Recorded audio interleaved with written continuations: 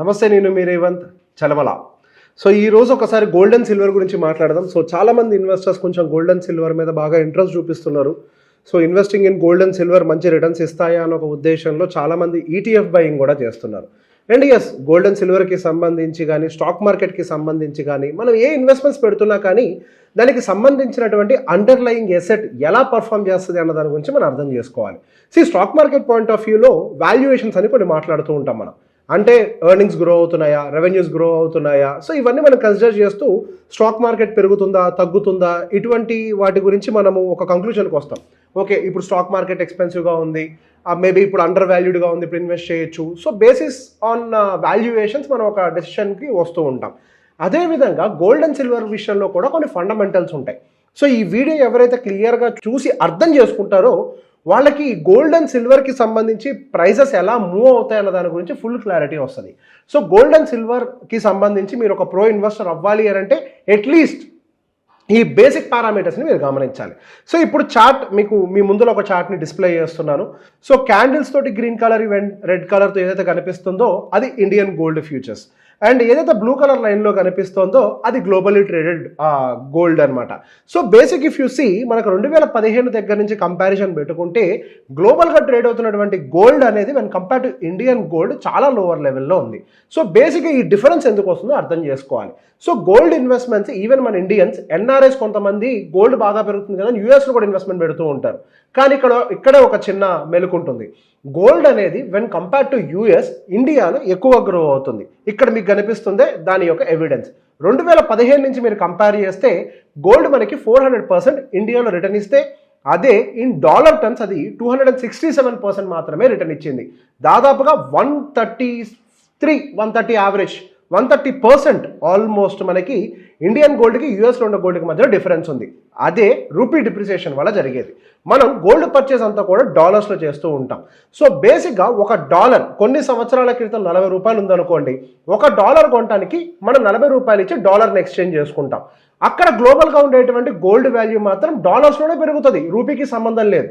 కానీ over the period of time dollar depreciate అవుతుంది కదా. సో ఈ డాలర్ డిప్రిసియేషన్ వల్ల ఏమవుతుంది, instead of 40 rupees per dollar we paid 60, 70, 80, 90.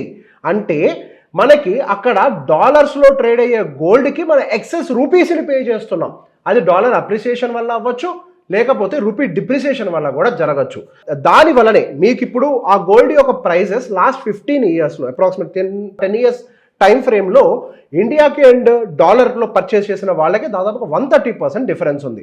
So రీసెంట్గా మళ్ళీ మనకి గోల్డ్ అనేది విపరీతంగా పెరగడం మొదలుపెట్టింది.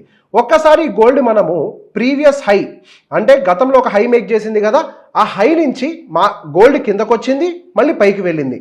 ఈవెన్ ఇక్కడ మనం కంపేర్ చేసినా కానీ రీసెంట్ హై నుంచి ఇప్పుడు హై వరకు కూడా మనకి 4.7% ఇండియా టర్మ్స్లో రిటర్న్ ఉంటే డాలర్ టర్మ్స్లో 1.61% మాత్రమే ఉంది. అదే డౌన్ అయిన దగ్గర నుంచి చూద్దాం ఒకసారి.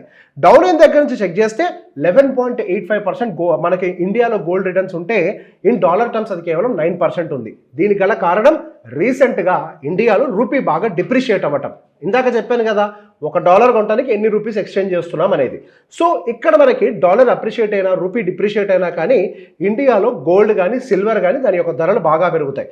రీసెంట్గా ఒక బిగ్ ర్యాలీ గోల్డ్ అండ్ సిల్వర్లో మళ్ళీ పడ్డ తర్వాత రావడానికి గల కారణం అక్కడ గ్లోబల్గా ఉండేటువంటి డిమాండ్ కంటే కూడా ఎక్కువ రూపీ డిప్రిషియేట్ అవ్వటం అనేది ప్రధానమైన కారణం.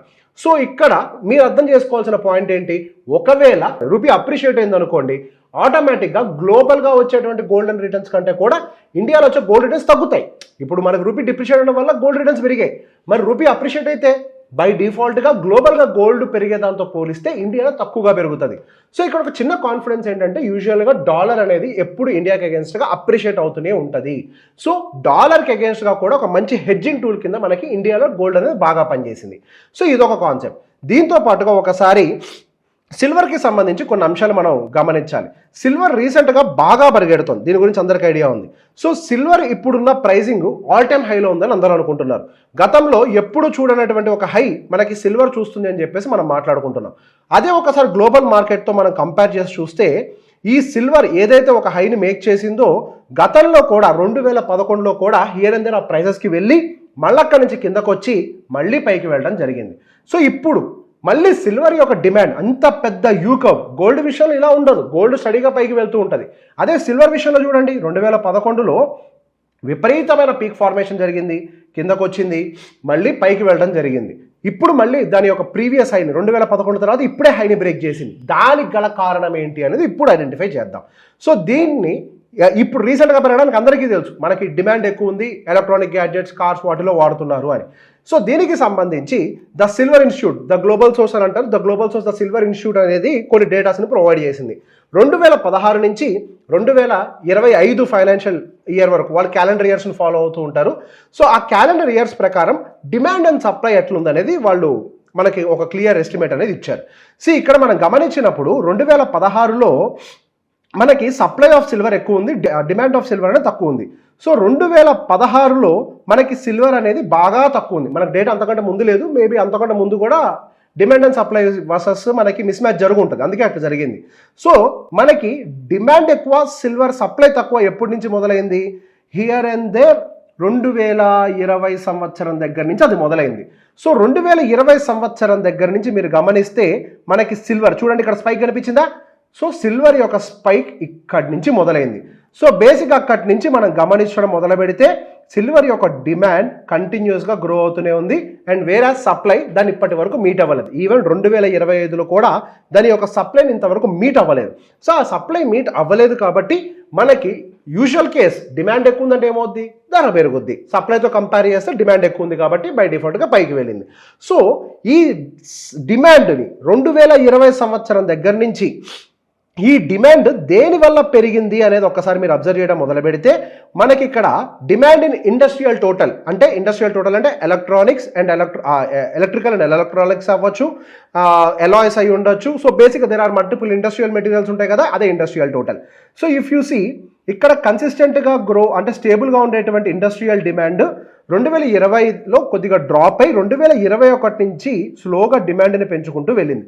వేర్ ఇన్ ఫైనాన్షియల్ ఇయర్ 2025లో స్లైట్గా కొద్దిగా తగ్గినట్టుగా కనిపిస్తుంది, కానీ స్టిల్ ఓవరాల్గా ఉండేటువంటి సప్లై వర్సెస్ డిమాండ్ మధ్యలో మాత్రం అది మిస్ మ్యాచ్గానే మిగులుతోంది.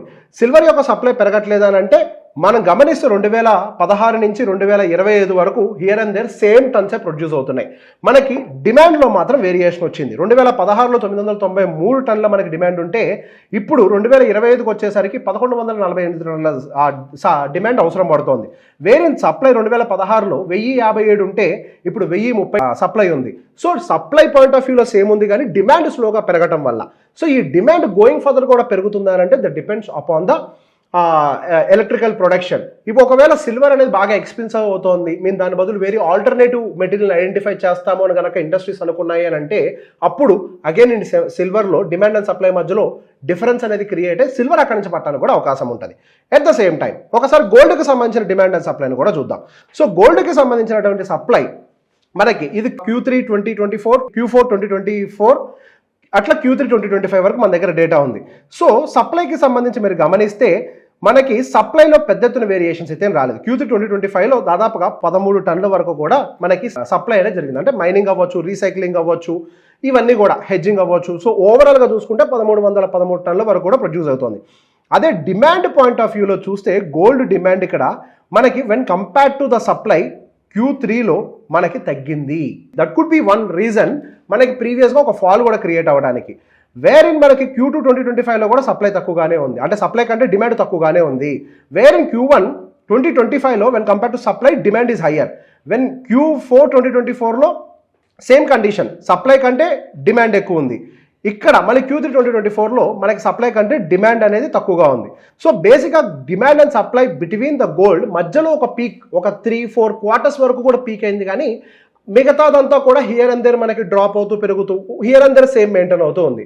సో రీసెంట్గా మనకి వెన్ కంపేర్ టు గోల్డ్ ఎక్కువగా సిల్వర్ పెరగడానికి గల కారణం ఏంటి అని అంటే డిమాండ్ అనేది కన్సిస్టెంట్గా పెరుగుతుంది because of the industrial usage. So going further మనకి ఒకవేళ సిల్వర్ కానీ గోల్డ్ కానీ ఫాలో కింద పడాలి అని అంటే ప్రైజెస్ ఈ డిమాండ్ అండ్ సప్లై మధ్యలో మిస్ మ్యాచ్ జరగాలి. లేదు ఇంకొక కేసులో కూడా పడవచ్చు. అదే మనకి రూపీ బలహీనపడటం. రూపీ కనుక మరింతగా బలహీనపడ్డా, డాలర్ అప్రిషియేట్ అయినా కానీ మనకి మరింతగా డౌన్ సైడ్ ఫాల్ రావడానికి గోల్డ్ అండ్ సిల్వర్లో అయితే అవకాశాలు ఉంటాయి. సో గోల్డ్ అండ్ సిల్వర్లో ఇన్వెస్ట్మెంట్స్ పెట్టేటప్పుడు సిల్వర్లో డిమాండ్ అండ్ సప్లై ఎట్లుంది, గోల్డ్లో డిమాండ్ అండ్ సప్లై ఎట్లుంది, ఇది స్టడీగా గ్రో అవుతుందా లేదా డ్రాప్ అవుతుందా, ఇవన్నీ కూడా కంపేర్ చేసుకుంటూ బేస్డ్ ఆన్ దట్ మనం టేక్స్ తీసుకోవచ్చు.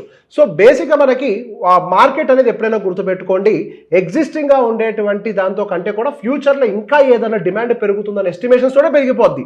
ఇఫ్ బై ఎనీ ఛాన్స్ మధ్యలో కనుక డిమాండ్ కనుక డ్రాప్ అయింది అనుకోండి, ఫాల్ కూడా మ్యాసివ్గానే వచ్చే అవకాశం ఉంటుంది గోల్డ్లో. గతంలో కూడా సిల్వర్లో చూశారు కదా ఏ రేంజ్లో ఫాల్ అయిందో, మళ్ళీ దాదాపుగా 15 సంవత్సరాల తర్వాత హైని బ్రేక్ చేసింది. ఇటువంటి కండిషన్స్ కూడా మళ్ళీ క్రియేట్ అవకాశాలు ఉంటాయి. సో డిమాండ్ అండ్ సప్లైకి మధ్యలో ఈ డిఫరెన్స్ అనేది ప్రాపర్గా మెయింటైన్ అవుతుందా లేదా అనేది చెక్ చేసుకున్న తర్వాతనే మీరు గోల్డ్ అండ్ సిల్వర్లో ఇన్వెస్ట్మెంట్స్ పెడితే మీకు ఎటువంటి ప్రాబ్లం ఉండదు. ఈ వీడియో కనుక మీకు నచ్చినట్లయితే ఆల్ గోల్డ్ అండ్ సిల్వర్ ఇన్వెస్టర్స్కి షేర్ చేయండి. Thank you very much.